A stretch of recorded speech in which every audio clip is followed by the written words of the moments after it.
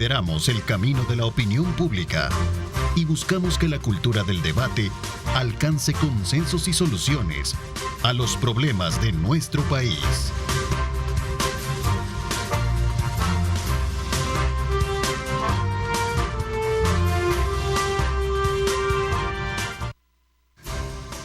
Buenos días, El Salvador. ¿Qué tal? ¿Cómo están? Qué placer enorme estar con ustedes nuevamente a esta hora de la mañana. Agradecemos a Luis Ernesto Mendoza, Luis Samayoa también, por este importante espacio noticioso que nos pone al día con respecto a la información nacional e internacional. Vamos de inmediato en esta hora y media a conocer los diferentes puntos de vista relacionados con el tema de la educación, que viene siendo como uno de los pilares fundamentales en el eje de la política pública hoy en día, a partir de las apuestas que se han hecho en cuanto a la restauración y a la implementación de mejorías en varias de las escuelas, asimismo como también en algunos programas educativos y otros aspectos que tienen que ver con el tema de la formación de estudiantes y por supuesto también de docentes.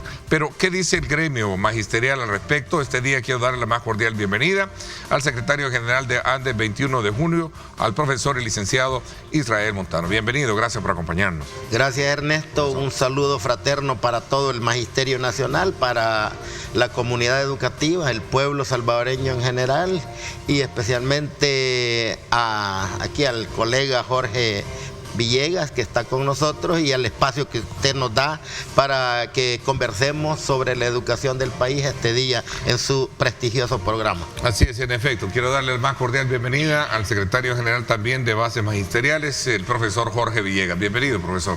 Gracias. Gracias, muy amable. Ahora hablamos en nombre de la unidad magisterial. Un saludo a todos los educadores, especialmente a las alumnas y a los alumnos que el 6 de febrero inician clases y por lógica también a los señores padres y madres de familia. Hablando de esa fecha importante, desde luego para iniciar nuevamente el año escolar dentro del sector público, yo creo que es necesario hacer una evaluación de la situación en la que se enfrenta el rubro de la educación, particularmente el cierre del año 2023, que ha sido un punto de análisis que hemos tenido en los últimos días acá en este programa. Profesor. Claro, Ernesto, realmente cuando nosotros hacemos un análisis, ¿verdad?, de la realidad que hemos vivido los educadores en el año recién pasado, lo primero que hacemos es como una revisión de las acciones que como sindicatos hicimos, ¿verdad? Y como profesionales de la educación también enfrentamos dentro de nuestro sistema educativo nacional. Para ello es necesario hacer ver al pueblo salvadoreño que como educadores hemos tenido algunas necesidades y falencias que, si bien es cierto, se han resuelto casi finalizando el año, como es el tema del presupuesto escolar, que año con año siempre adolecemos que no llega a las escuelas, y esto es un problema muy serio para enfrentar la tarea pedagógica. Bueno, no llega porque hay dificultades de parte del ministerio, no lo hace llegar en el momento oportuno, llega muy tarde, y cuando llega está acá ya casi finalizando el año escolar, y si no se gasta el dinero hay que regresarlo, y si el profesor, el director tiene que hacer compras precipitadas del presupuesto para poderlo justificar en el mismo año lectivo.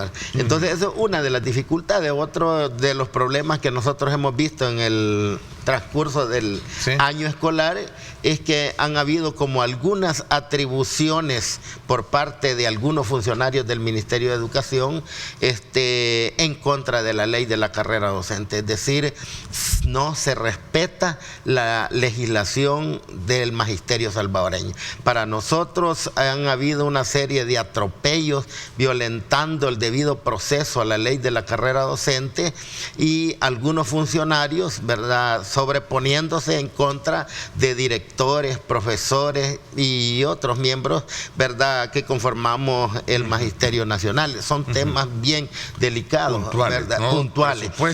Y respeto a la ley. El respeto a la ley. Y es el respeto a la ley, así como hemos visto que se ha atropellado a los maestros, también se ha irrespetado el artículo 33 de la ley de la carrera docente, que para nosotros tiene que ver con lo que se llama la revisión salarial, y esta se entiende como un aumento de salario que hemos tenido durante los casi 30 años que ha estado la ley de la carrera docente vigente, pues digo yo, porque desde 1996 a la fecha entró en vigencia la ley de la carrera docente.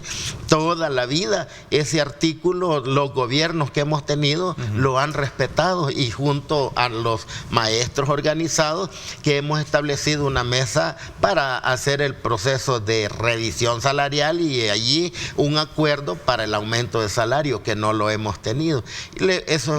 Lo otro es que para Andes, 21 de junio, porque aquí no voy a hablar en nombre de la unidad magisterial, sí, porque son reflexiones que hemos hecho como Andes. Y para nosotros el tema de la virtualidad después de post-pandemia, ¿sí?, nos ha generado también otro tipo de problemas de deficiencias en el sistema educativo.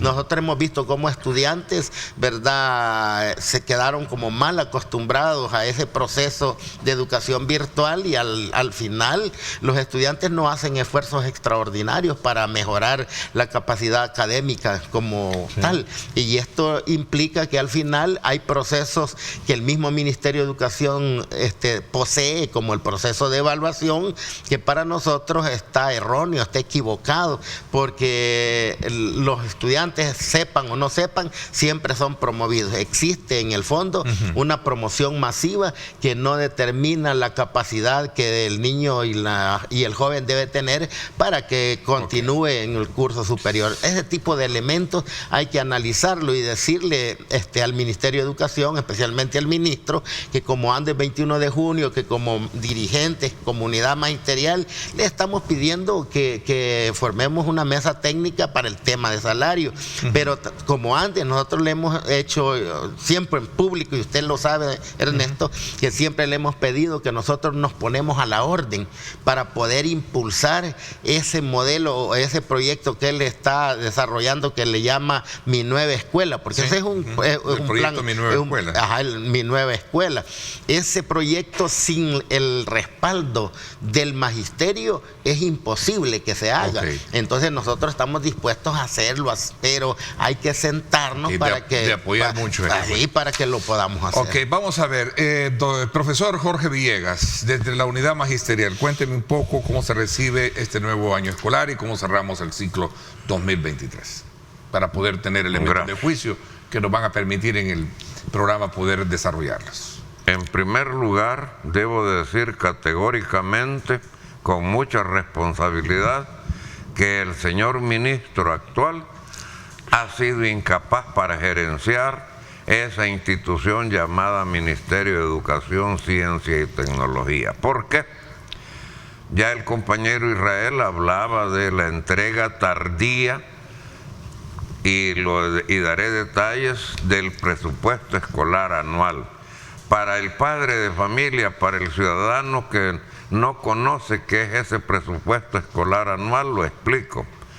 Las escuelas, hoy ya no se llaman escuelas, se llaman centros escolares, pero para nosotros seguirán llamándose escuelas. En las escuelas, el Estado entrega $1,500 de promedio, $1,500 de promedio a cada centro educativo. ¿Para qué? Para que compre lo que sea necesario, para escobas, trapeadores, etcétera. Entonces, y claro, material educativo, por supuesto. Explico así. De esos $1,500 se llegó a agosto del año pasado y solo se habían entregado $292.50. ¿Qué hacen los directores de las escuelas, las directoras? Van a las librerías a pedir créditos y las librerías se los dan esperando que pronto paguen. Y no solo ahí, también van a ferreterías porque necesitan el cemento, hierro para reparar qué sé yo qué cosa. Entonces se entregaron $292.50. ¿Hasta cuándo entregaron la diferencia, el faltante? Lo entregaron a finales de noviembre y tal como dice el compañero Montano, los maestros corren a comprar antes de que termine el año, el 23 de diciembre, porque si no gastan ese dinero lo deben de regresar. Esa es una de las falencias. Dos, la entrega de los alimentos escolares. Este año anterior fue uno de los peores en ejecución porque entregaron tarde los alimentos. Bueno, pero la principal falla es que no lo creerán los televidentes. No iba el alimento principal de los salvadoreños, no iba frijoles, no iban frijoles. Además de eso, en algunas escuelas recibieron 2 kilos de azúcar que no servían ni siquiera para el uso del azúcar de un solo día. Y eso es para 30 días. Es decir, bueno, y parece ser que después corrigieron entregando, pero a lo que me quiero referir es que se inicia el año sin alimento escolar y cuando se recibe tardíamente con cantidades insuficientes e incluso no entregaron otra clase de alimentos. Tercer elemento, oiga, créanlo o no, el Estado de El Salvador, el Ministerio de Educación, tiene los peores resultados en cuanto a los aprendizajes de los estudiantes. Acá todo el mundo sabe, y pondré el ejemplo siguiente: los bachilleres que egresan y que pretenden ingresar a la Universidad de El Salvador se tropiezan con que ahí les hacen examen de admisión. Diré el nombre de una de las facultades de la Universidad de El Salvador, la Facultad de Humanidades. ¿Cuántos aspirantes llegaron? 6.161 aspirantes. ¿Cuántos pasaron el examen de admisión? Sencillamente 123 estudiantes. ¿Qué significa? La deficiente preparación académica de los estudiantes. Del área básica, ¿no? Porque van a la superior. Los que llegan a bachillerato y pretenden ingresar a la Universidad de El Salvador. Pero no es atribuible a los maestros, porque cualquiera puede pensar, entonces los profesores desde primer grado hasta el último de bachillerato no enseñan bien o no se preocupan porque los alumnos aprendan. No. El problema es que, y eso creo que no lo mencionó el compañero Israel Montano, que existe una promoción automática de alumnos. Y vea si no, señor periodista. La circular número 12 establece lo siguiente, que antes decía la circular que solo podían ser 2 asignaturas reprobadas. Ahora, si el estudiante de 9º grado o desde primer grado dejó reprobada todas las asignaturas, el profesor, la profesora solo tiene 1 semana para retroalimentar, una jornada de 1 semana para enseñar lo que debió haber aprendido el alumno durante todo el año. Sí, no se ha cambiado ese método de... En esa semana... No sé si voy a ocupar mal el término de paso fácil, ¿no? Exacto. Oiga, en esa semana ese alumno ya prácticamente...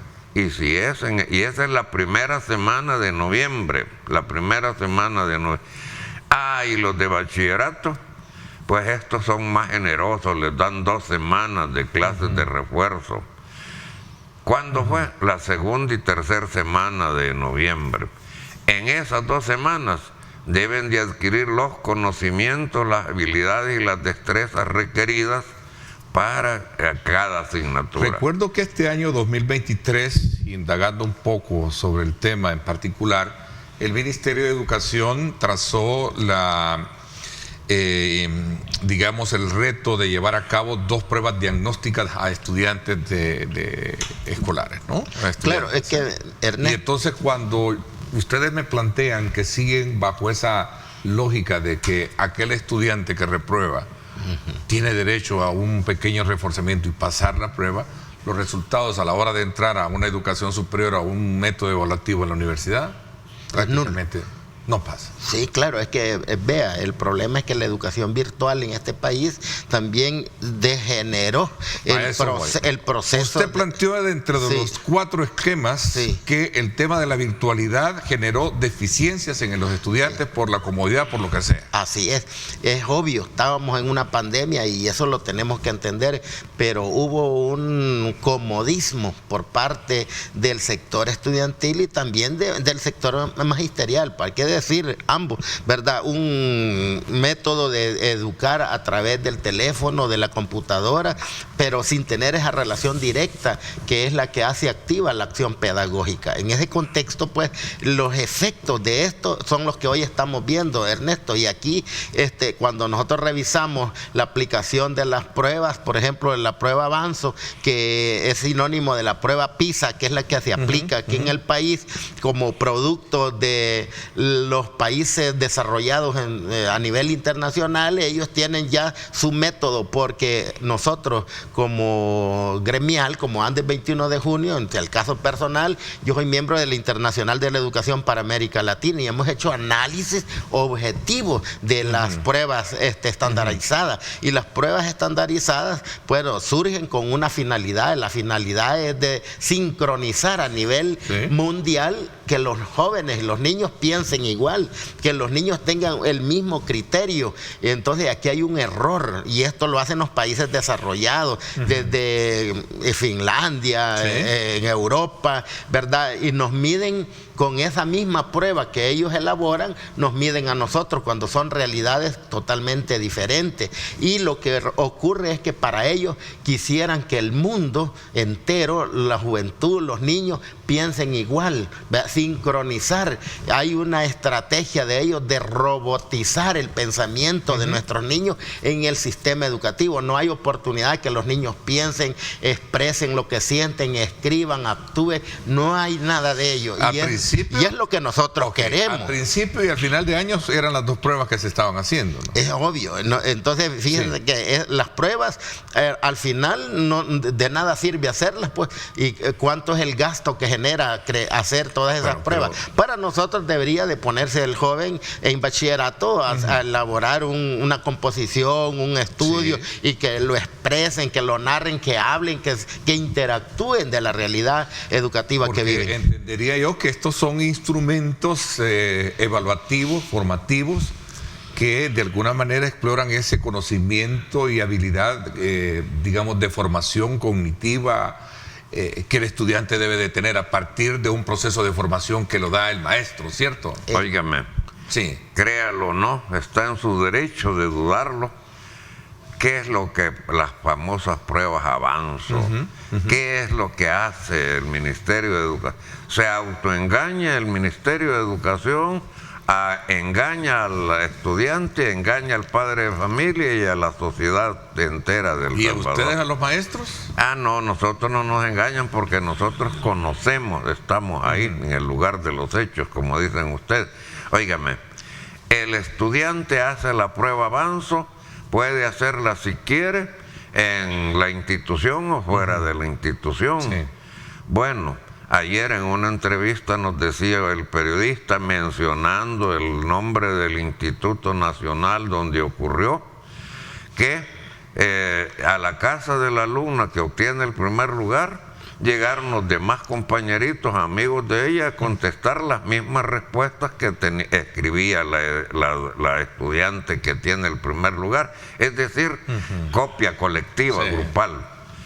Ahora, termino con esto. Llega un periodista a la oficina nuestra y nos dice, fíjese que necesito que me consiga un instituto para que me permitan ir a firmar la prueba Avanzo. Y yo le digo, bueno, con gusto veremos si es posible, porque mande usted a un periodista a un centro educativo, le niegan el ingreso. Entonces, en síntesis, hablo con un director de una institución, omito el nombre y le digo, ¿cómo está? Fíjese que tal cosa va. Si quieren que vengan, me dijo, pero solo hay 4 alumnos de casi 200 que deberían de haberse estado sometiendo a la prueba esa avance. 4 alumnos, el resto en la casa. Ahora, el problema de la baja calidad educativa no se debe, claro, ha influido bastante el problema de la pandemia, pero antes no había pandemia, antes del 19. ¿Y qué ha pasado? Recuerden los resultados de las PAES que administraba una universidad de El Salvador. Siempre era reprobación. ¿Por qué? Porque no quieren entender que debe de capacitarse mejor al estudiante, que no deben de haber promociones masivas. Debe de haber reprobación, y a los docentes prácticamente les obligan a que el alumno debe de ser reprobado. Pasó a segundo grado, de primer grado no aprendió a leer en primer grado, aprenderá en segundo grado. Que la profesora o el profesor de segundo grado le enseña a leer y a escribir. ¿Me creerá o no? Yo llego a quinto grado y encuentro un alumno en quinto grado que no sabía leer ni escribir. Ok, ustedes me describen, y voy a tratar la manera, y este es el rol, este es el papel de nosotros. Tratar la manera de ver ambos horizontes. Obviamente esperamos tener en su momento la participación del ministro de Educación para poder, de las autoridades, para poder de alguna manera también conocer ese otro ángulo. Pero me describen a ustedes un panorama bastante gris, oscuro, desde el punto de vista de la formación y de resultados educativos. ¿Hay algo positivo que puedan encontrar en ese análisis o balance que ustedes tienen? Claro, fíjese, Ernesto, que también nosotros no podemos hacernos del ojo pacho de algunas cosas buenas que se han dado. Por ejemplo, efectos de la pandemia creó las condiciones para la adquisición del aparato tecnológico como herramienta en el sistema educativo.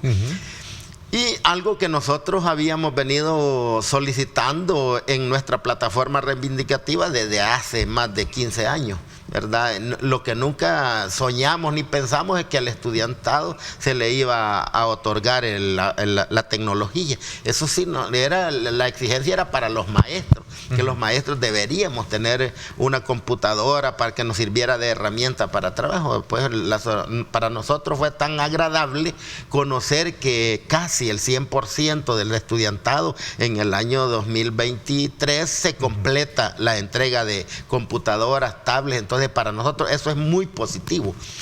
El problema y la crítica que hacemos es que el Ministerio de Educación, habían en muchos centros educativos especialistas en atención de computación, ingenieros en computación, y los quitó el Ministerio de Educación.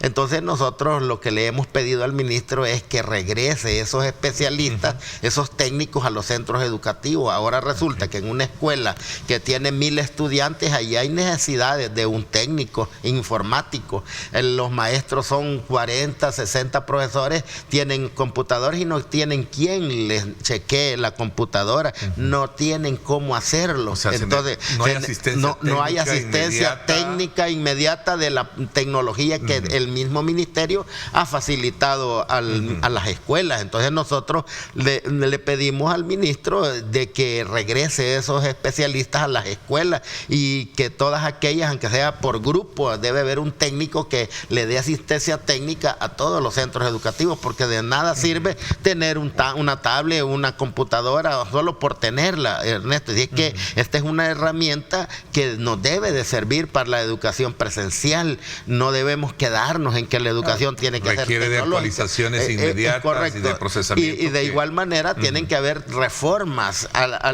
la currícula donde se inserten ese tipo de asignaturas.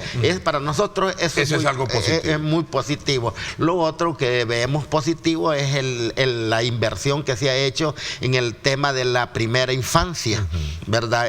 Y en la parvularia, de los niños de 0 años hasta los 5 o 7 años, que cuando el niño llega al primer ciclo de educación básica, hay una inversión y una puesta en común para generar las condiciones de cero. Yo hablaba con el ministro en cierta ocasión y él decía, mire, profesores, que aquí hay una situación caótica en la educación, que es la que queremos generar y queremos mejorarme. Entonces, y para ello lo que hemos pensado es que debemos comenzar de cero, y por eso que empezamos de la primera infancia para Andes. Nosotros eso lo vemos excelente, lo vemos bien. El problema es que estos procesos, estos proyectos anulan lo que ya está establecido en la ley de la carrera docente. Anoche estaba monitoreando un poco las reformas que se hicieron a la ley Crecer Juntos, y realmente allí, por ejemplo, la contratación del personal ya va a quedar en manos de ellos, de esas comisiones y del mismo ministerio. Es más, ya no va a ser ni atribución del Ministerio de Educación ni atribución de la ley de la carrera docente, como siempre hemos tenido los educadores. Entonces, ese tipo de cositas son las que nosotros tenemos que revisar, analizar y pedirle de que juntos podemos hacer muchas cosas, Ernesto. No todo está perdido, porque si nosotros venimos a un foro público de esta naturaleza a decir que todo no sirve, entonces también no somos realistas. Tenemos que ver lo que es bueno, hay que retomar lo bueno, pero lo que realmente no es bueno, hay que señalarlo, porque nosotros para eso estamos, y decirle de que la visión de nuestras organizaciones es contribuir, ayudar a mejorar la educación de este país, porque es cierto que la educación tiene falencia, y ya lo hemos demostrado con las expresiones que hemos hecho aquí los dirigentes magisteriales, pero tenemos que hacerlo juntos. El ministerio es mentira que lo va a hacer él solo, ni nosotros solos. A mí me llama mucho la atención, aunque no me extraña, porque sé que a lo largo de la historia, cuando se ha hecho el abordaje del modelo educativo nuestro,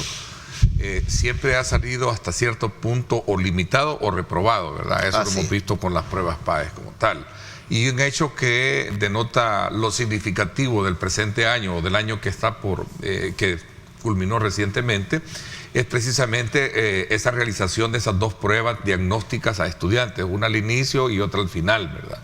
La cual demuestra realmente que hay grandes desafíos en esa materia, ¿no? Ya ustedes bien citaban en algún momento los factores que pueden haber influido en esa situación. Voy a hacer una pausa comercial. Cuando regresemos vamos a hablar del estado actual de la formación y de la docencia, ¿no? Yo creo que es importante que hablemos del docente, correcto, ¿verdad? Para poder de alguna manera concatenar un poco este balance que estamos haciendo desde la perspectiva de ustedes, y por supuesto poniéndole en perspectiva de cara a lo que viene hoy en este año, y sobre todo también en un contexto electoral donde la ausencia pues prácticamente del discurso político a partir de las candidaturas pues no los veo muy planteados, especialmente el tema de la educación, que usted sabe que para hablar de desarrollo, hablar de crecimiento de un país, se tiene que hablar de educación. Vamos a hablar de esto cuando volvamos. Gracias, 7 de la mañana en punto. Vamos a una pausa y volvemos. No nos cambie.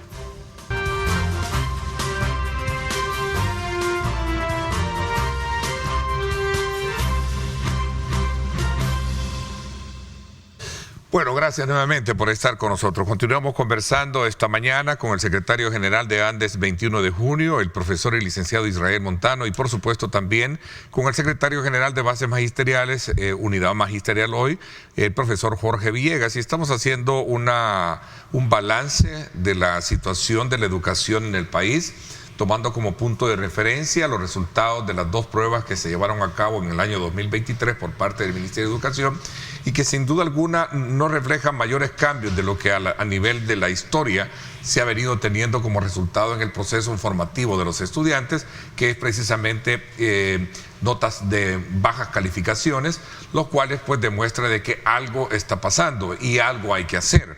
Sobre esa base ya conocimos algunos de los factores que a criterio de ellos pues esto representa.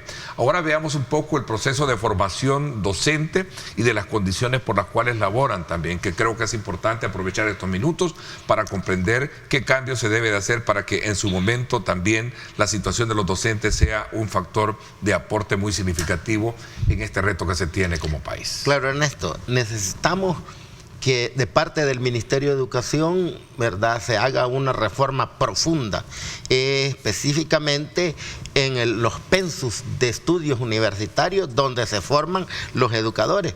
Nosotros en años anteriores hicimos una propuesta de que se suspendiera temporalmente la formación docente en ciertas áreas, en ciertas especialidades. No eliminar la formación, sino que suspender, por ejemplo, profesores de ciencias sociales, profesores de lenguaje y literatura, de parvularia, y no tenemos dónde emplearlos. Tenemos casi 40,000 maestros desempleados y por esa razón la formación docente no está saliendo de la calidad que necesitamos.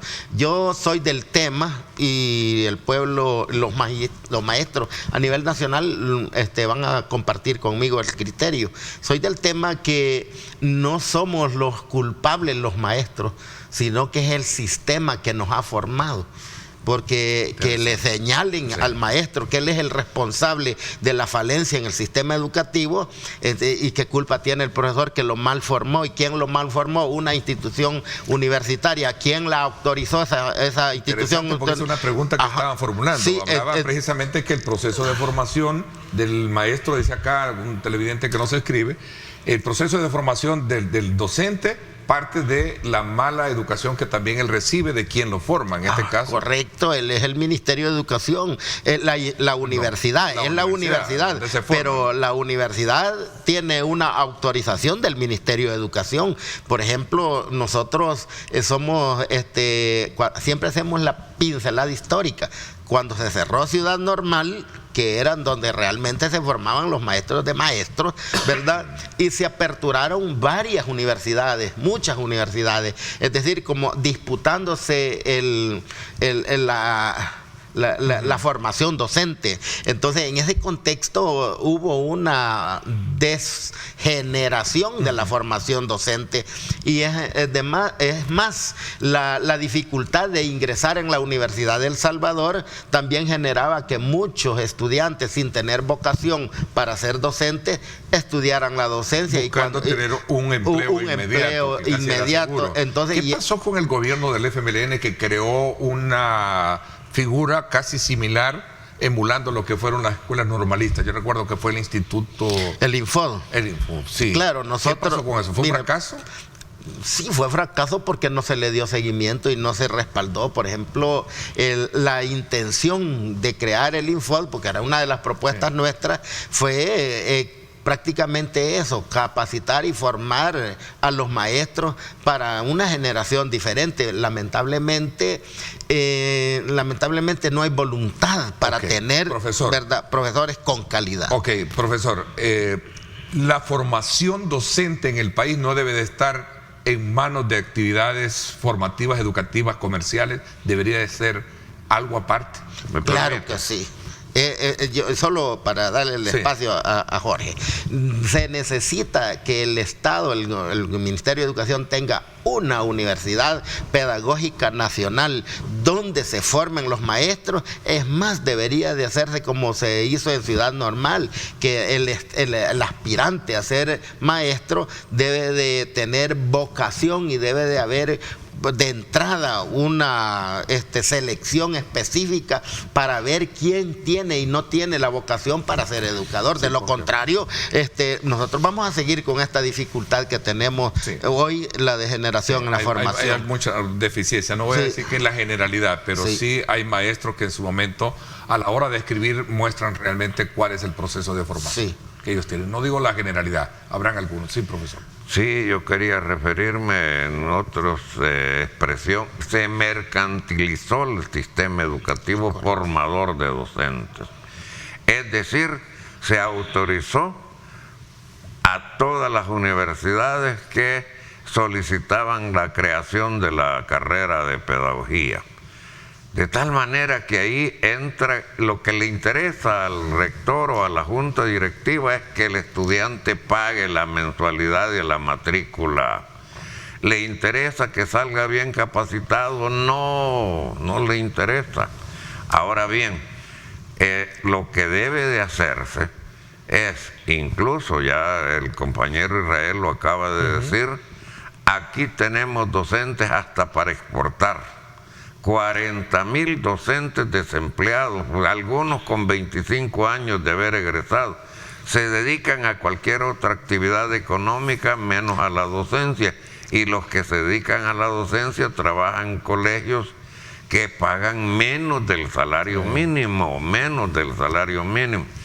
Ahora bien, cuando digo que tenemos hasta para exportar, cuando aparecen concursos para plazas de docentes, llegan 20,000 maestros, y los otros 20,000, ¿qué pasó?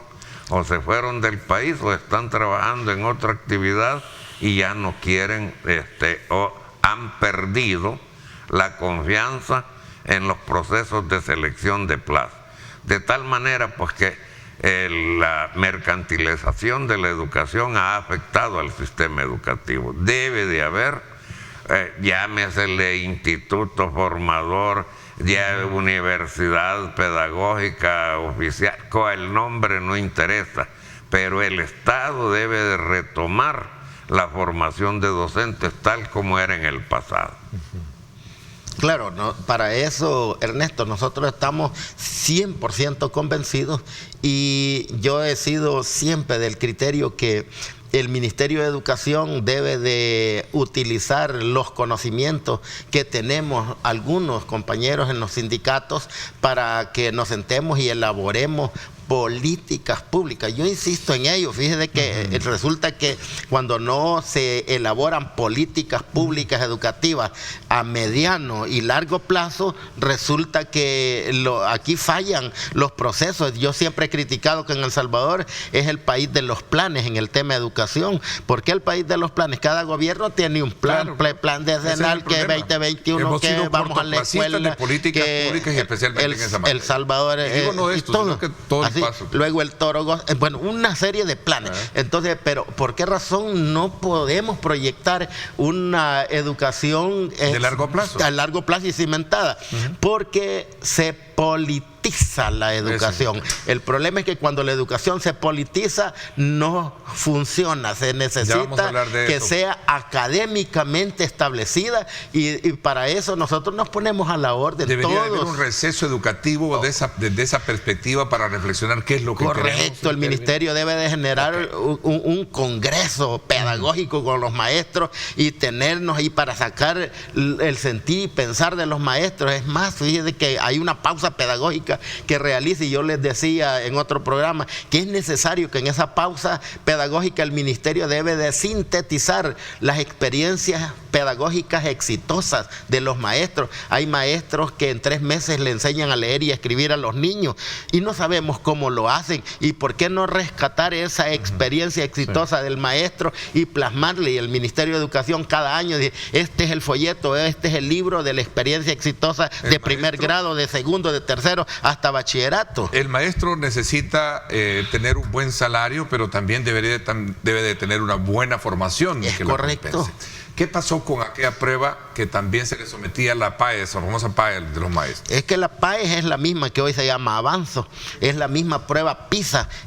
Para el maestro. Para el maestro. No, para el maestro. ¿Qué pasó con esa prueba? Nosotros somos del tema de que debe haber un proceso de elaboración de un proyecto de evaluativo para los maestros. Nosotros somos de ese tema. El problema es que aquí la evaluación se utiliza como punitivamente. Si el profesor hace bien las cosas, y si no, lo vamos a despedir y lo vamos a quitar, como algunos proyectos que salieron en el pasado. Por eso los maestros le temen a la evaluación. Pero si yo soy maestro y yo evalúo a mis estudiantes, también debería tener un proceso evaluativo, y ese proceso evaluativo es para superar las falencias que se tienen en los procesos educativos. Nosotros estamos de acuerdo, pero debe de hacerse el proyecto con nosotros. No es que el ministerio se va a inventar la evaluación y aquí y la va a ir a imponer. Ese es el problema que existe en este momento. Porque si no caemos en aquel dilema, ¿verdad? De que, bueno, ¿quién es el malo? ¿El estudiante o el profesor? Así es. ¿Verdad? Es un dilema. Es correcto. Es una dicotomía ahí. Pero bueno, veamos un poquito el tema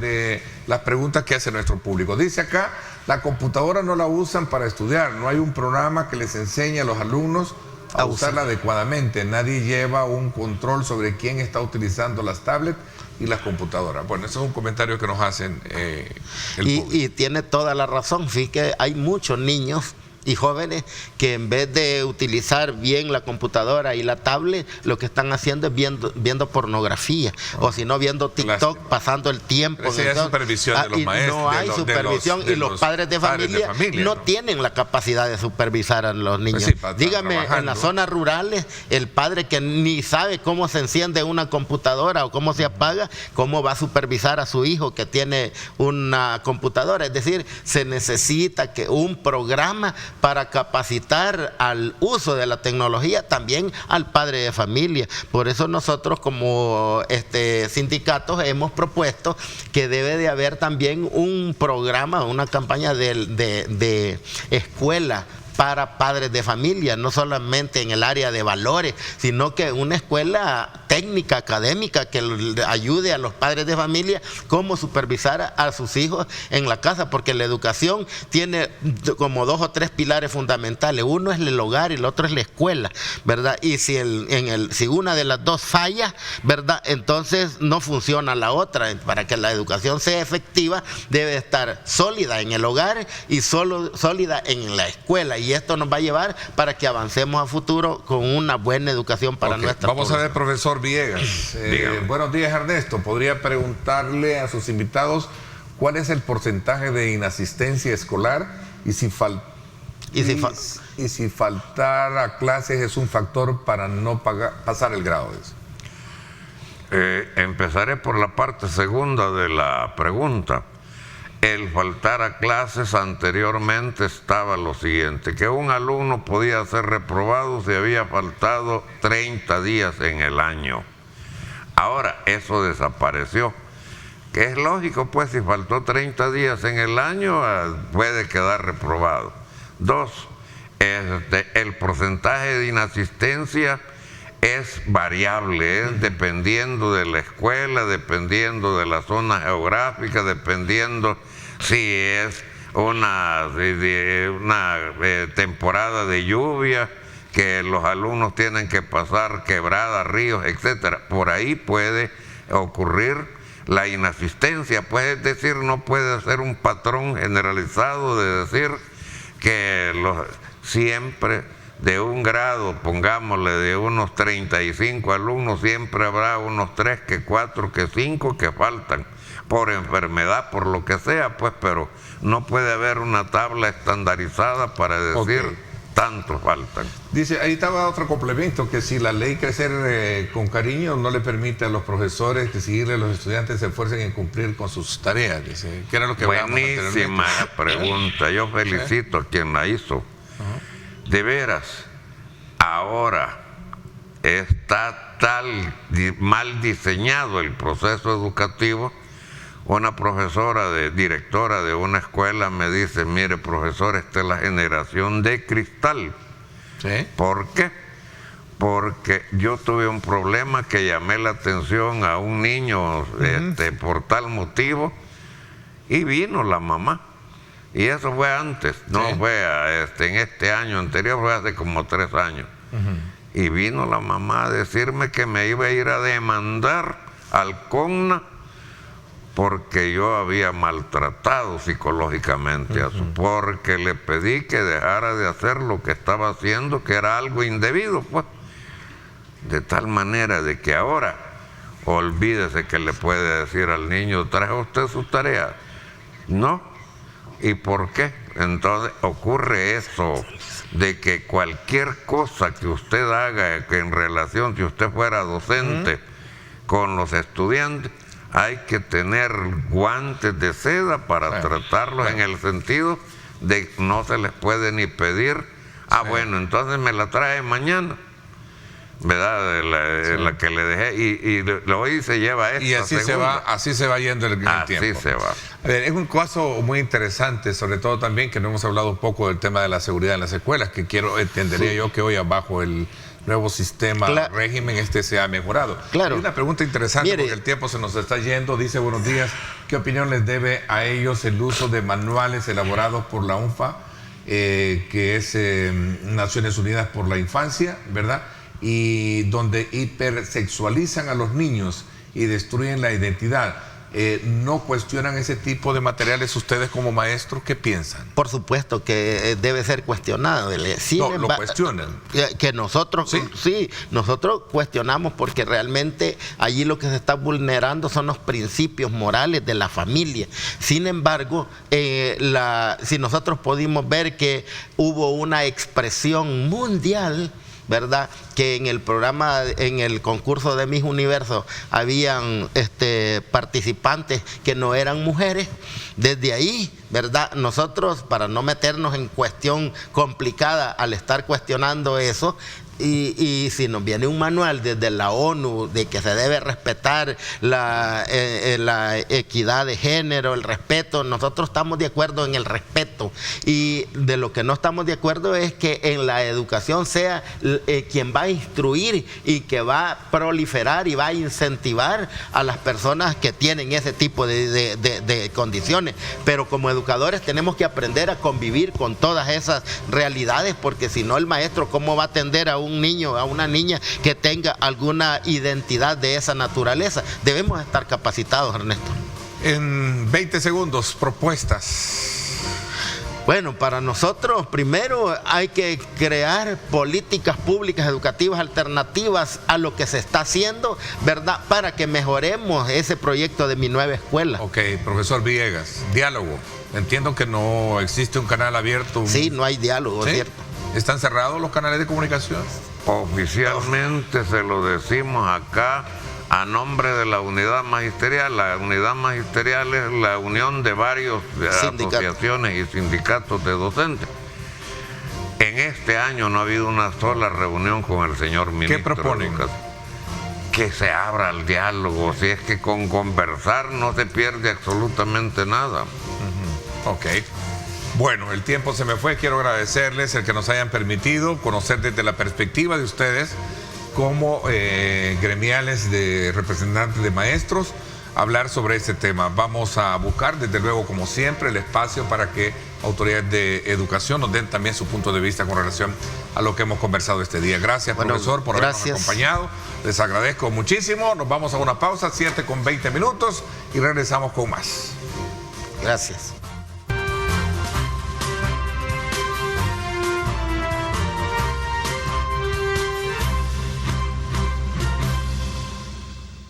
Gracias, Luis Ernesto Mendoza, por estarnos poniendo al tanto de la información en nuestro país, y por supuesto también previo a lo que sería el próximo, anuncio que ya se hizo del Ministerio de Educación, para que el próximo 6 de febrero pues sea el inicio del año escolar, y 100% escolar, con esa característica, que era parte del tema que tuvimos en la primera etapa del análisis desde la perspectiva de el gremio magisterial.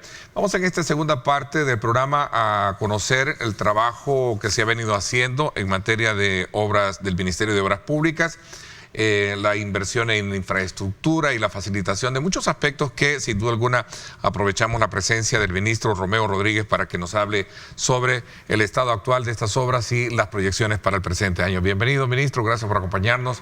Feliz año nuevo. Un gusto, feliz año. Qué bueno compartir contigo esta entrevista.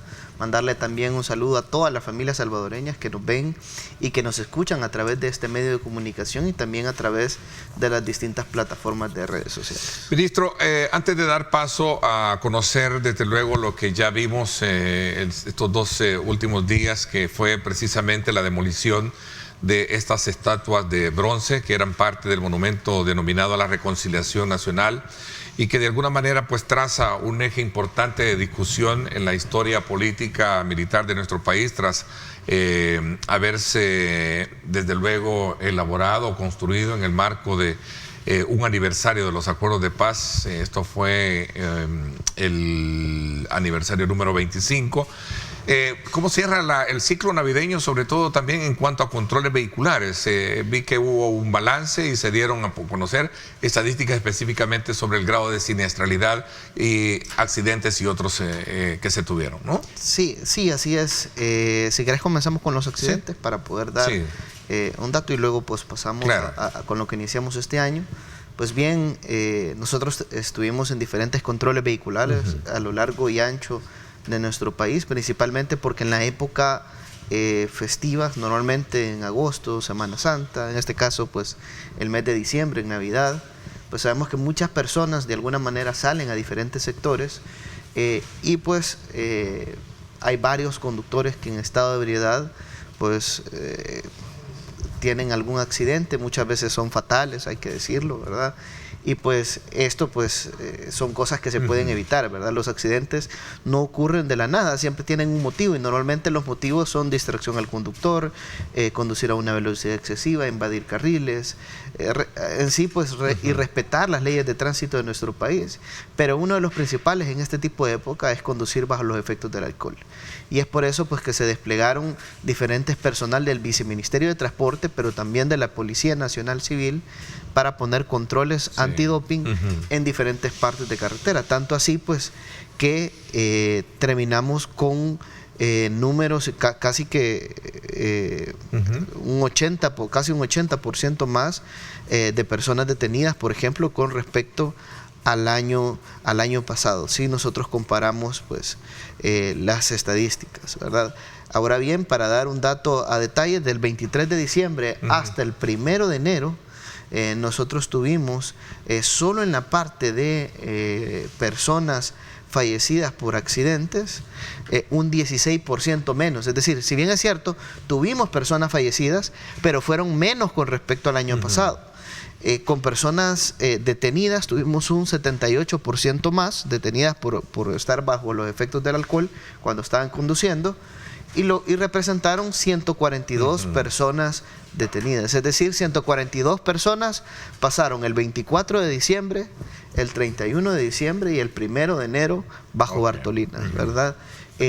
Por no acatar esa recomendación, ¿no? Por conducir bajo los efectos del alcohol. Ahora bien, solo mencionar, es decir, pero si nosotros revisamos las estadísticas, pues los fallecidos si bien es cierto, se dieron accidentes, pero los fallecidos por accidentes en carretera se redujeron un 16%. Esa era la cifra importante de todo esto. Eso era la cifra importante. Es decir, lo que se ha hecho a manera de dispositivos, etcétera, lo que trajo consigo fue una menor cantidad de personas fallecidas a causa de accidentes. Así es. ¿Qué lo provoca el alcohol? Aunque hay otros factores también. Hay otros factores, ¿no? ¿Verdad? Pero el principal en este tipo de épocas es conducir bajo los efectos del alcohol. Y eso, pues, si bien es cierto, se redujo. Ahora bien, hay que mencionarlo, sí, pues tuvimos varios accidentes siempre por este motivo.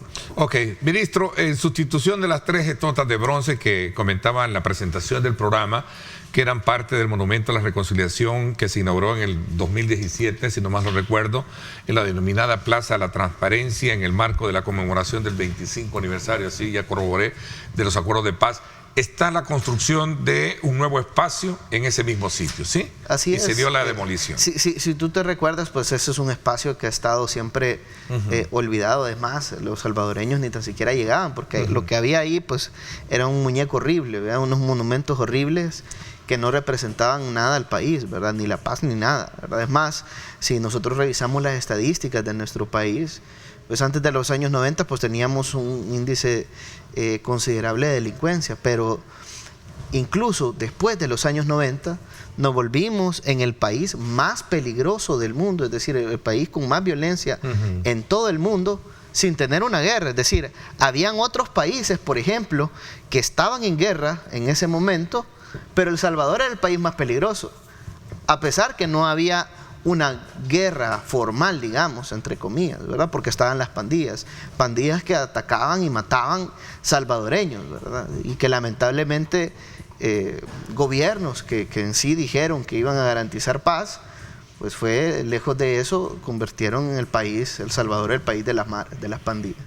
Pero bien, eso cambió a partir del año 2019, a través del Plan Control Territorial y todas las estrategias que desarrolló el presidente Nayib Bukele. Y pues prueba de ello es que el año 2023 pues cerramos como el país más seguro de toda Latinoamérica, ¿verdad? Es decir, de América Latina. Es decir, eso no es poca cosa. Es decir, cambiamos de ser el país más peligroso del mundo a ser el país más seguro de América Latina. Y esto pues es un logro fundamental. Ahora bien, esta paz, esta seguridad que ahora viven todos los salvadoreños, lo podemos ver expresado en las calles, en los espacios públicos, podemos ver el centro histórico abarrotado, podemos ver, se construyen nuevos espacios como la Biblioteca Nacional, la podemos ver todos los días. Esto se no habilita. representaba en ningún momento ninguna expresión de paz. La verdad que, bueno, los mismos salvadoreños nos podrán decir, ¿verdad? Si esa muñeca, que es más, no solo para los salvadoreños, era un monumento horrible, era hasta para el mismo artista que digamos hizo como el diseño de esto, pues él dijo que no representaba nada lo que él había hecho, ¿verdad? Porque le cambiaron la cara y le cambiaron todo. Incluso lo reconoció el ex ministro prófugo de la justicia. Entonces, es decir, mejor vamos a cambiar este espacio por un espacio de paz, un espacio público de calidad para todos los salvadoreños, para que podamos disfrutar este nuevo ambiente que ahora sí pues hay paz, seguridad. Los mismos salvadoreños saben que era difícil salir en horario nocturno por el tema de las pandillas. Yo creo que todos de alguna manera pues sufrieron este tema más de alguna vez. Yo me recuerdo incluso cuando tenía 8 años, incluso yo vivía en el centro de Sonsonate y pues de repente uno escuchaba balazos, ¿verdad? Y de repente veías y habían matado a una persona. Es decir, ese era el país en el que vivíamos, pues, ¿verdad? Y eso que estoy hablando de una zona céntrica, ¿verdad? De un municipio. Ahora se proyecta imagínate, la construcción de un sitio. La persona que vivía en el cantón, que vivía adentro de una comunidad, etcétera. Es decir, rodeado de pandilleros. Es decir, nuestro país, pues, la gente no era libre, ¿verdad? Y bueno, alguien quería poner un comercio y llegaban los pandilleros a extorsionarlos, etcétera. Ahora nuestro país verdaderamente es libre y lo puedes ver como sale en el centro histórico, como mencionaba, nuevas construcciones como la Biblioteca Nacional, se construyeron nuevas plazas por la Iglesia del Calvario, por ejemplo, se terminaron y el mismo día pues ya estaban abarrotadas, se construyó un parque público como Pico, se terminó y el mismo día pues que se inauguró, ese mismo día llegó una gran cantidad de gente y hoy todas las noches ves personas ahí, ¿verdad? Disfrutando del nuevo ambiente de seguridad. Y lo mismo va a ser este nuevo espacio. Un espacio, pues, vamos a construir 2.5 kilómetros de senderos ciclopeatonales para poder conectar el Principito, para poder conectar también con el Parque Bicentenario, todo este sector. Este espacio público también que vamos a construir en este lugar, pues, va a contar con espacios de comercio, espacio para con espacio tipo cines, entre otro tipo de cosas que van a ver en el lugar como un atractivo, área de vegetación, ¿verdad? Donde la gente va a tener senderos para caminar, fuentes, entre otro tipo de obras que se van a desarrollar en el lugar para que los salvadoreños pues, puedan disfrutar de esta paz, ¿verdad? De esta paz, de esta verdadera paz que estamos viviendo ahora. Ok, ministro, cuéntenos sobre las grandes obras que están facilitándose o proyectándose para poder facilitar el tránsito, la movilidad en el país. Entiendo que el paso a multinivel ya está en una etapa bastante avanzada, ¿no? El caso de San Gabriel. Sí, en el sector de redondel e integración, pues ya tenemos un avance. Desde la Constitución, sí, llevamos un 95% de avance del proyecto. Esta obra pues está a punto de habilitarse ya el paso que va de Apopa hacia San Salvador, que es el único que no tenemos habilitado en este momento. A finales de diciembre pues habilitamos este paso elevado de 1.3 kilómetros aproximadamente, que viene desde San Salvador hacia el sector de Quezaltepeque. Los salvadoreños que transitan en este momento por la zona o que transitan en horario de la tarde principalmente, pues han notado un cambio importante y no me dejarán mentir. Incluso ahora pues que hemos vuelto a las actividades, ya está el gobierno en actividades de trabajo, de igual manera la empresa privada, este nuevo año, y pues el tráfico se ha reducido considerablemente. Y no lo digo yo, la dicen incluso las mismas estadísticas de Google Maps, de Waze, de plataformas que cualquier persona tiene a la mano, y pues los tiempos se han reducido al menos en este momento cerca de 20 minutos. Es decir, hay una reducción sustancial, sin contar pues que cuando ya esté habilitado todo el paso, pues el tiempo se va a reducir aún más. Falta el paso el paso de nivel hacia Apopa. Que es el puente más largo. Solo el claro del puente pues es de 664 metros de longitud, pero con todo y los accesos pues son 1.7 kilómetros aproximadamente. Es decir, este puente tiene la longitud del paso a desnivel que construimos en San Juan Opico, solo el puente que va de Apopa hacia el sector ¿Se ven resultados positivos en estas obras de inmediato? El caso también de Opico, ¿no? Sí, se ven resultados positivos. De hecho, Opico, yo me recuerdo cuando lo habilitamos, ya el paso elevado, había una cantidad considerable de tráfico. La velocidad promedio de los conductores en ese momento andaba entre el 15 kilómetros, un poco menos de 15 kilómetros. Y pues pasó de tener 15 kilómetros aproximadamente en promedio por hora, la velocidad, a tener hasta 60 kilómetros por hora. Es decir, la velocidad en la cual las personas podían conducirse en esa vía incrementó drásticamente, ¿verdad? Eso significa que se redujo la congestión vehicular en la zona y se redujo también el tiempo de traslado de las personas, ¿verdad? En ese sector de San Juan Opico. También pues habíamos construido un parque público. También, ¿verdad? Que ya se inauguró recientemente. Que ya se inauguró recientemente.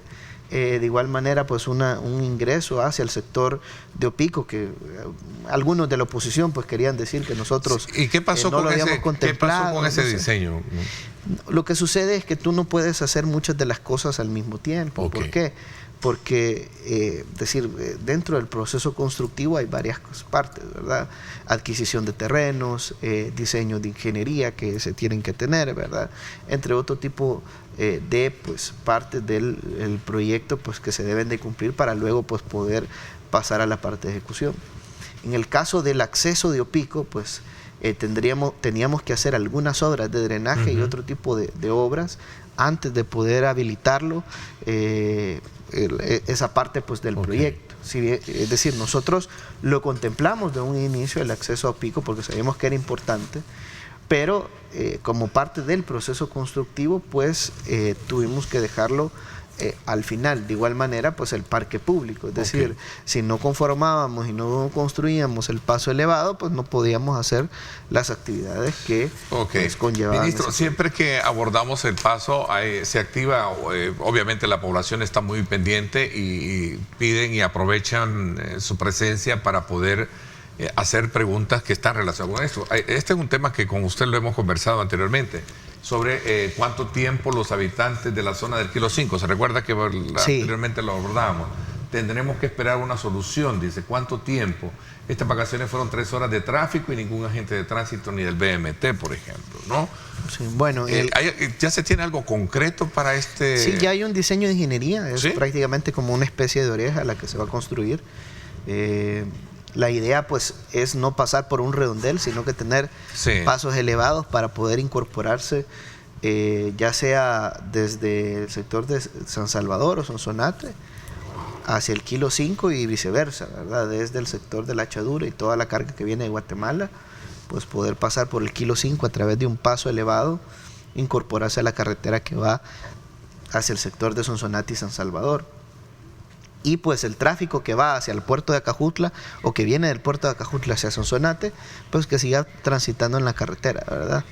Ese es como parte del proyecto que nosotros tenemos. La obra pues anda alrededor de 20 millones, un poco más de 20 millones según el diseño de ingeniería.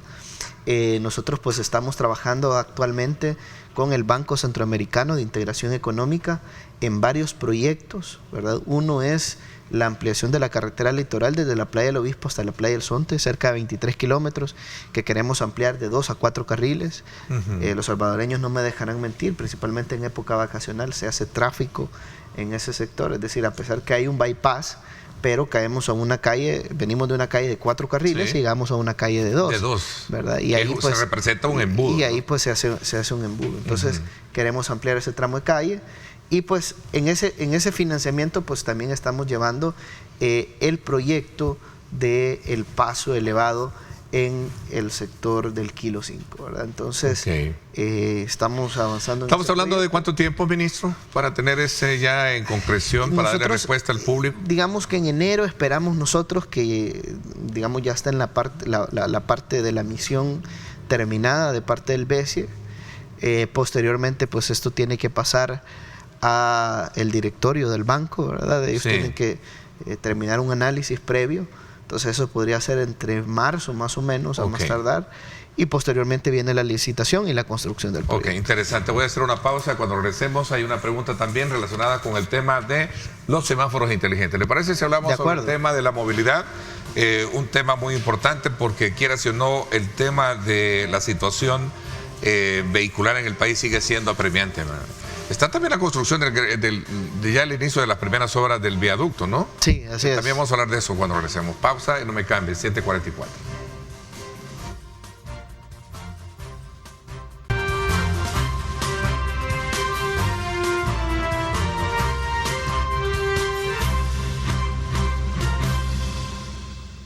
Bien, gracias nuevamente por estar con nosotros. Un pequeño resumen, el ministro nos hablaba sobre la construcción de estas megas obras que están de alguna manera proyectadas a facilitar la movilidad en el país. Hablábamos precisamente sobre el paso multinivel en el sector de la Constitución. Hablábamos del beneficio que representa el tema de Opico, ¿verdad? El redondel de Opico. Y por supuesto también a Teos, y que ahora se proyecta, obviamente, y había la pregunta del sector del Kilo 5 que estaría este año pues ya siendo también parte de ese portafolio de proyección que se tiene en megas obras. Hablamos un poquito sobre este otro, digamos, tema que traza una complejidad hoy en día, especialmente en ciudades como la nuestra, que tiene que ver con el tráfico vehicular. ¿Y cuál es el estado actual de cuáles son, cómo avanza el proyecto de los semáforos inteligentes? Teníamos una pregunta, por cierto, ahí que había pasado con ellos, ¿eh? Sí. Cuéntenos. Bueno, con respecto al tema de los semáforos inteligentes, nosotros llevamos ya un avance considerable. Hay semáforos que ya se pusieron en San Miguel, otros que se pusieron en Santa Ana, la mayor parte pues en el área metropolitana de San Salvador.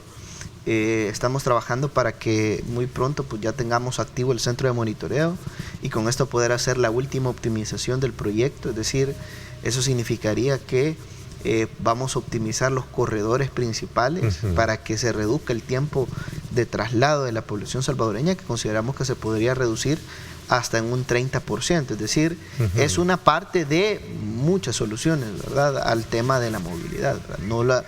No es la solución que le va a dar al 100% al problema del tráfico, pero sí abona a ir reduciendo esos tiempos de traslado que tienen las personas en temas de tráfico.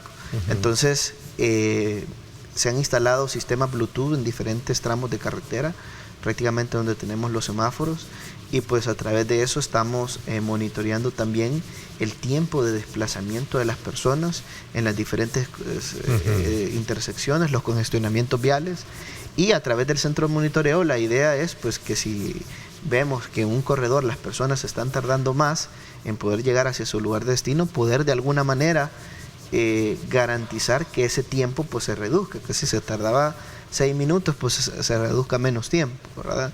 Y eso es básicamente lo que se busca, claro, en la medida posible sin afectar a otro conductor. Entonces, y buscar ese punto de equilibrio, que es lo que al final busca este sistema de semáforos. ¿Es una sustitución completa, ministro? ¿Es una gran inversión? ¿A cuánto asciende esa inversión que se tiene? Más o menos anda por los 37, 39 millones de dólares aproximadamente. Y pues es la sustitución de todo el parque semafórico. Y no solo la sustitución del parque semafórico, sino que también semáforos en intersecciones donde pues posiblemente hay un alto y que ahora es necesario semaforizar porque ya cambió el tema de tráfico vehicular en el lugar, semáforos peatonales para garantizar la seguridad de las personas cuando cruzan una calle. Hay que mencionar un dato importante, y es que de cada 10 fallecidos en accidentes de tránsito, 4 son peatones, y este dato pues es muy importante porque son una parte pues sumamente vulnerable de la movilidad actualmente. Entonces tenemos que garantizar un paso ágil de todos los conductores y las personas, pero también tenemos que garantizar un paso seguro, y principalmente para los peatones, que son la parte más vulnerable de toda la movilidad, ¿verdad? Entonces,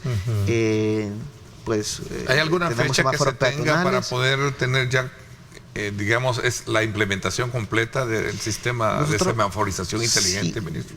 Nosotros esperaríamos que el primer trimestre de este año. Ahora bien, ¿verdad? También mencionar que estamos trabajando para la construcción de un centro de monitoreo. Si bien es cierto, pues vamos a tener un centro de monitoreo temporal en este momento para comenzar con el funcionamiento, pero paralelamente pues vamos a construir en el Ministerio de Obras Públicas un centro de monitoreo donde pues se van a atender diferentes temas, ¿verdad? Uno, el tema de tráfico vehicular. Otro, pues, cuando hablamos de tema de tráfico vehicular, es todas las congestiones que se dan en diferentes puntos de carretera y ver la manera en la cual se pueden solventar. Por ejemplo, un vehículo que se quedó por desperfectos mecánicos, pues movilizarlo rápidamente y mandar a las personas. Es decir, no tenemos que esperar hasta que nos avisen por redes sociales, o no esperar hasta que un medio de comunicación publique algo, sino que, digamos, proactivamente ver los atascos que hay en la ciudad a través de toda la tecnología, ¿verdad? Y de acuerdo a esto, pues tomar decisiones de intervención inmediata. Claro, hay un equipo detrás de planificación que también pues está trabajando en propuestas para poder hacer intervenciones puntuales en diferentes sectores para crear infraestructura permanente que reduzca los atascos que se den en la ciudad, o el tema de parte de tráfico, ¿verdad? Pero paralelamente un equipo de monitoreo que vaya revisando estos puntos y se vayan interviniendo un accidente, desperfectos mecánicos o cualquier problema que se dé en carretera. Uno, dos, pues también al mismo tiempo que se pueda tener un centro de monitoreo que controle los semáforos y que de esta manera garantice que estén con su correcto funcionamiento y que sea más ágil transitar para las personas en las diferentes intersecciones y corredores viales. Y lo otro, pues también es un centro de emergencia de parte del Ministerio de Obras Públicas y Fovial, ¿verdad?, para poder monitorear las carreteras y ante cualquier derrumbe o cualquier problemática que se pueda visualizar en algún tramo de carretera, principalmente en la época invernal, pues tomar las decisiones de intervención oportunas y necesarias, ¿verdad? Que esto, pues, si bien es cierto, ya lo tenemos, pero la idea, pues, es unificarlo para que, pues, que estén concentrados los equipos, ¿verdad?, en un mismo sitio, y ocupar la misma tecnología que ya existe, ¿verdad? Es decir, ya la policía, por ejemplo, ya tiene cámaras. El Ministerio de Transporte está instalando también cámaras que son parte, pues, del sistema de semáforos inteligentes y sistema de fotomultas.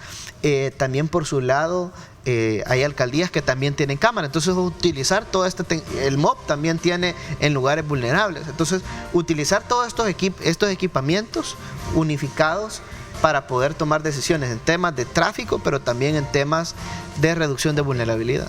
Entonces, en la última pausa, Los Chorros. No podemos pasar por alto que es una importante arteria de ingreso y salida hacia el occidente del país para nuestra capital, y que necesita obviamente también conocer cuál es el estado actual o la etapa en la que se encuentra el proyecto del viaducto en esta zona. ¿Le parece? Voy a dar una pausa rapidito y regresamos. 7:54.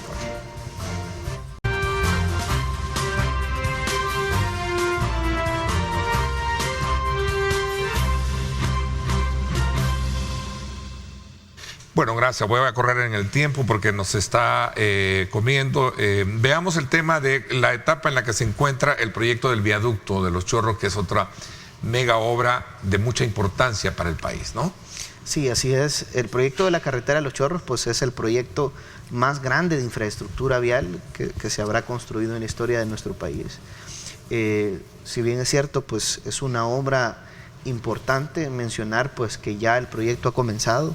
Es decir, ya alguien que transita en el sector de la carretera de Los Chorros, y si pasa 8 o 9 de la mañana, pues puede ver ya trabajadores, maquinaria de parte del Ministerio de Obras Públicas realizando algunas actividades preliminares de terracería. A medida, pues, que vaya pasando este mes de enero, se van a ir viendo una mayor cantidad de acciones en las cuales, pues, consiste excavaciones desde el sector del Poliedro hasta el desvío de San Juan Opico como parte de la ampliación de la carretera. De igual manera, pues, se van a empezar con las fundaciones del viaducto, que también es una parte de las obras importantes de este proyecto. Es decir, hay que comenzar con las fundaciones antes de que venga el invierno, porque eso de alguna manera nos va a ayudar a poder agilizar la construcción del proyecto, ¿verdad? Obviamente no van a estar terminadas las pilas al 100%, pero el hecho de comenzar pues nos ayuda a que en el invierno pues no tengamos una mayor cantidad de problemas, porque para la excavación pues hay que hacer, la fundación hay que hacer excavaciones, hay que hacer una serie de obras, y pues cuando llueve todo lo que tú haces pues probablemente se lave, ¿verdad? Entonces hay que volver a reprocesar, volver a hacer, y se pierden días, ¿verdad? Días de trabajo que son importantes. Entonces, pero bien, este proyecto pues va viento en popa, va a cambiar la movilidad de todos los salvadoreños. Ya se terminaron obras en Opico, en Zacacoyo, el Claudio Alars, y ahora se va a conectar la nueva carretera de Los Chorros. Y en la integración, porque ya está prácticamente terminado, únicamente estamos por habilitar el paso que va de San Salvador hacia Popa para poder ya dar prácticamente por concluido este proyecto. Obviamente hay actividades de mejora de espacio público, de vegetación en la zona, ¿verdad? Arborización, que vamos a seguir haciendo, pero... Es una obra compleja en términos de diseño y construcción, todo esto, y que va a tener un atraso, no atraso, es tardío, no es de la noche a la mañana. El proyecto de Los Chorros lleva tiempo, ¿verdad? Sí. No va a sufrir ningún atraso, pero va a cumplir, esperamos que cumpla su plazo contractual, ¿verdad? Las empresas que se han contratado. ¿Cuánto tiempo se proyecta tener? El proyecto está para 3 años, ¿verdad? Obviamente estamos viendo cómo reducimos tiempo, pero ese es el plazo contractual. Sí. Y pues vamos a hacer lo humanamente posible para que este proyecto pues pueda concluir en buen término. Bueno, el tiempo se me fue, ministro. Le quiero agradecer el que nos haya permitido iniciar el año actualizando información importante sobre estas megas obras que se tienen, y sobre todo también en esta apuesta importante por resolver uno de los grandes problemas que tenemos en ciudades, como es el tema del tráfico. Gracias por habernos acompañado. No, gracias a ti por la invitación, y mandarle un saludo a todos los salvadoreños, decirles que vamos a seguir trabajando día a día para seguir transformando nuestro país. Bueno, gracias por mi parte. Esto es todo por hoy. Pásenla bien, y como siempre recuerden lo más importante: amar a Dios sobre todas las cosas. Lideramos el camino de la opinión pública y buscamos que la cultura del debate alcance consensos y soluciones a los problemas de nuestro país.